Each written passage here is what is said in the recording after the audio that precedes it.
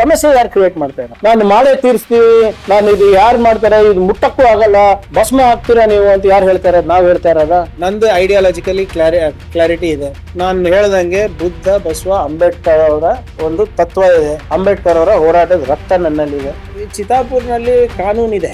High court ಗೆ ಅಥವಾ judge ಅವರಿಗೆ ಇಲ್ಲಪ್ಪ ಇದು ಸರಿ ಇದೆ, ವಾತಾವರಣ ಚೆನ್ನಾಗಿದೆ, ನೀವು ಮಾಡಿ ಅಂದ್ರೆ ಮಾಡೋಣ. ಒಂದೆಲ್ಲ ಯಾರು ಸೃಷ್ಟಿ ಮಾಡ್ತಾ ಇದಾರಣ್ಣ?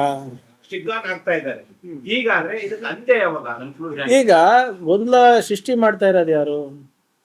ಇವಾಗ್ಲೇ ಆಗ್ಬೇಕು, ಇವಾಗೇ ಮಾಡಿ ತೋರಿಸ್ತೀನಿ, ಬರ್ಲಿ ಯಾರು ಬರ್ತಾರೆ ಬರ್ಲಿ. ಈ ಚಿತಾಪುರ್ನಲ್ಲಿ ಕಾನೂನಿದೆ, ಬೇರೆ ಕಡೆ ಕಾನೂನು ಇದೆ, ಆದ್ರೆ ಸರಿಯಾಗಿ ಅದೇನಾಗಿತ್ತು ಇಷ್ಟು ದಿನ ಯಾರು ಕೇಳಿರ್ಲಿಲ್ಲ. ಸುಮ್ಮನೆ ಹೋಗ್ತಾರೆ ಬರ್ತಾರೆ ಅಂತಿದ್ರೆ ಓಕೆ.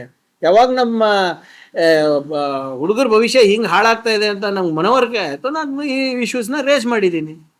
ಆ್ಯಂಡ್ ಏನಿದ್ರು ಕಾನೂನಾತ್ಮಕವಾಗಿ ಮಾಡಬೇಕಲ್ಲ ನಾನು. ಈಗ ನಾಳೆ ಕೋರ್ಟ್ ಆರ್ಡರು ಇಲ್ಲಪ್ಪ ಅವ್ರಿಗೆ ಮಾಡಕ್ಕೆ ಬಿಡಿ ಅಂತ ಹೇಳಿದ್ರೆ ಮಾಡಕ್ಕೆ ಬಿಡೋಣ, ಅದಕ್ಕೇನು ತೊಂದರೆ ಏನಿದೆ? ಬಟ್ ಇಲ್ಲಿ ಪ್ರಾಬ್ಲಮ್ ಏನಿದೆ ಸರ್, ಸಮಸ್ಯೆ ಯಾರು ಕ್ರಿಯೇಟ್ ಮಾಡ್ತಾ ಇರೋ? ಪ್ರಚೋದನೆಯಾಗಿ ಯಾರು ಮಾತಾಡ್ತಾ ಇರೋದು? ಕಾಂಗ್ರೆಸ್ನವ್ರು ಮಾತಾಡ್ತಾ ಇರೋದ? ನಾನು ಮಾತಾಡ್ತಾ ಇರೋದ? ಜೀವ ಬೆದರಿಕೆ ನಾನು ಕೊಡ್ತಾ ಇರೋದ? ನಾನು ಮಾಳೆ ತೀರಿಸ್ತೀವಿ, ನಾನು ಇದು ಯಾರು ಮಾಡ್ತಾರೆ, ಇದು ಮುಟ್ಟಕ್ಕೂ ಆಗಲ್ಲ, ಭಸ್ಮ ಹಾಕ್ತೀರಾ ನೀವು ಅಂತ ಯಾರು ಹೇಳ್ತಾ ಇರೋದು? ನಾವ್ ಹೇಳ್ತಾ ಇರೋದ? ನಾವಂತೂ ಎಲ್ಲೂ ಹೇಳಿಲ್ಲ. ಅಥವಾ ಬೇರೆ ಯಾವ್ದು 11 ಸಂಘಟನೆಗಳು ಪರ್ಮಿಷನ್ ಕೇಳಿದ್ದಾರೆ, ಅವರು ಹೇಳ್ತಾ ಇಲ್ಲ. ಇದು ಎಲ್ಲಿಂದ ಬರ್ತಾ ಇದೆ ಸರ್ ಮಾತಿದು? ಯಾಕೆ ಬರ್ತಾ ಇದೆ? ನೀವು ಒಂದ್ ಕಡೆ ಶಾಂತಿ ಪರ ಇದ್ದೀರಾ ಅಂತೀರಾ, ದೇಶದ ಪರ ಇದ್ದೀರಾ ಅಂತೀರಾ, ಸಮಾಜಗಳ ಪರ ಇದ್ದೀರಾ ಅಂತೀರಾ, ಮತ್ತೆ ಪ್ರಚೋದನೆಯಾಗಿ ಮಾತಾಡ್ತೀರಾ. ಇದು ಸಮಸ್ಯೆ ಯಾರು ನೋಡಿ ಇವ್ರೆ? ಪರ್ಸನಲಿ ಟಾರ್ಗೆಟ್ ಅಂತಲ್ಲ. ಸಿ, ನಂದು ಐಡಿಯಾಲಜಿಕಲಿ ಕ್ಲಾರಿಟಿ ಇದೆ.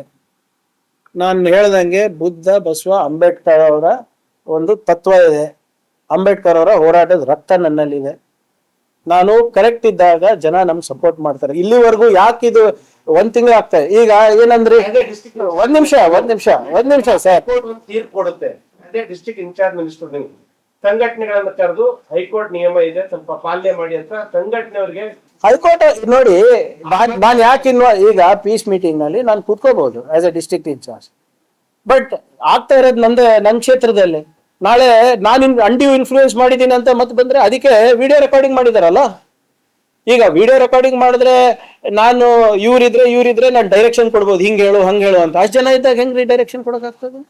ಅವ್ರಿಗೆ ಡೈರೆಕ್ಷನ್ ಕೊಡೋಕ್ಕಾಗ್ತದ? RSS ನವರಿಗೆ ಅಥವಾ BJP ಅವರಿಗೆ? ಎವ್ರಿಥಿಂಗ್ ಈಸ್ ಆನ್ ವಿಡಿಯೋ ಅಲ್ಲ. ನೋಡ್ಬಿಡ್ಲಿ, ಲೆಟ್ ಆ ವಿಡಿಯೋ ನೋಡ್ಲಿ. ಏನು ಹೈಕೋರ್ಟ್ ಗೆ ಅಥವಾ ಜಡ್ಜ್ ಅವರಿಗೆ ಇಲ್ಲಪ್ಪ ಇದು ಸರಿ ಇದೆ, ವಾತಾವರಣ ಚೆನ್ನಾಗಿದೆ, ನೀವು ಮಾಡಿ ಅಂದ್ರೆ ಮಾಡೋಣ. ನಾನು ಹೇಳಿಲ್ಲ, ಅವ್ರು ಹೇಳಿರೋದು.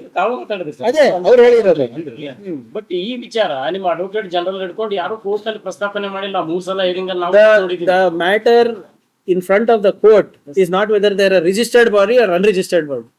The matter in front of the court is whether to give permission or not give permission. ಅಷ್ಟೇ.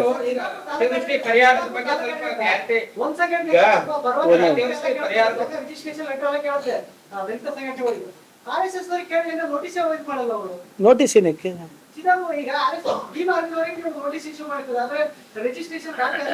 ಹೌದು, ಎಲ್ಲರಿಗೂ ಕೇಳಿದೆ, ಅವರೊಬ್ಬರಿಗೆ ಅಲ್ಲ. ಯಾರು? ಅದೇ ರಿಜಿಸ್ಟರ್ಡ್ ಇಲ್ಲ ಅಂತ ಹೇಳ್ತಾ ಇರೋದಲ್ಲ. ನೋಡಿ, ಯಾವಾಗ ಪ್ರಸ್ತಾವನೆ ಮಾಡ್ಬೇಕು ಅವಾಗ ಮಾಡ್ತಾರೆ. ನಾವು RSS ವಿರುದ್ಧ ಇಲ್ಲ ಮ್ಯಾಟರ್ ಇರೋದು. ಅಲ್ಲಿ ಪಥಸಂಚಲನ ಮಾಡಬಹುದಾ ಇಲ್ಲ ಅಂತ ಇರೋದು ಇದು ಏನು ಹೈಕೋರ್ಟ್ ಮುಂದೆ. ಅದಾದ್ಮೇಲೆ ಇದನ್ನ ಲೀಗಲಿ ಹೇಗೆ ಟ್ಯಾಕಲ್ ಮಾಡೋದು ನೋಡೋಣ.